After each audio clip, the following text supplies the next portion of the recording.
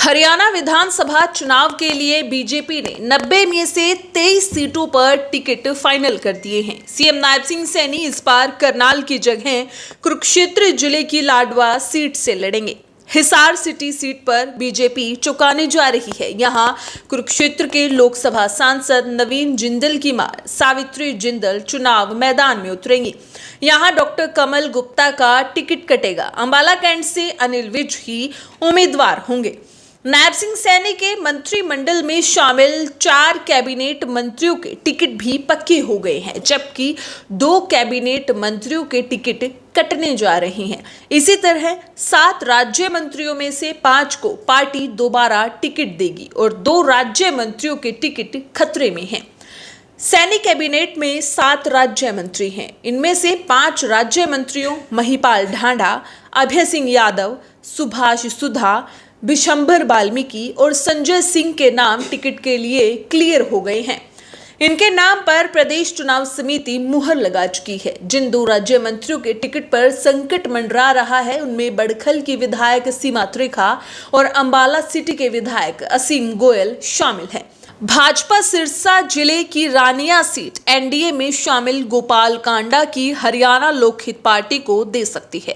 गोपाल कांडा यहां से अपने भाई गोविंद कांडा के बेटे धवल कांडा को कैंडिडेट घोषित कर चुके हैं। रंजीत सिंह चौटाला 2019 में रानिया सीट से ही जीते थे। भाजपा ने उन्हें लोकसभा चुनाव में हिसार से उम्मीदवार बनाया था, लेकिन वे हार गए।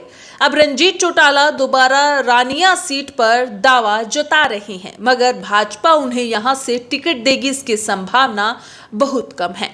हरियाणा विधानसभा चुनाव को लेकर बीजेपी अपनी पहली लिस्ट 27 या 28 अगस्त तक जारी कर सकती है। जम्मू कश्मीर के टिकट तय होने के बाद पार्टी की केंद्रीय चुनाव समिति की मीटिंग 27 अगस्त को बुलाई गई है। इसकी अध्यक्षता पीएम नरेंद्र मोदी करेंगे।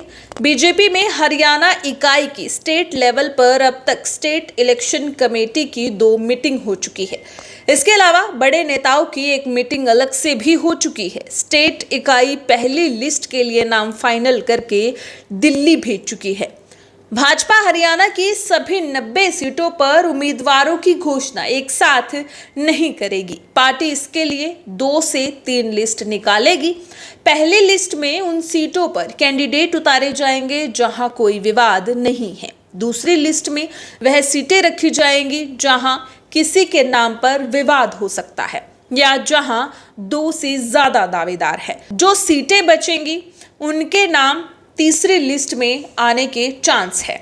हरियाणा में 1 अक्टूबर को वोटिंग होनी है और 5 सितंबर से नामांकन की प्रक्रिया शुरू होगी और 12 सितंबर को नामांकन दाखिल करने की अंतिम तिथि है। यानी अगले 10 दिनों के अंदर दोनों ही प्रमुख पार्टियों कांग्रेस और बीजेपी के ज्यादातर उम्मीदवारों की घोषणा हो जाएगी। 13 सितंबर को नामांकन की जांच होगी और 16 सितंबर नाम वापस लेने की अंतिम तिथि है।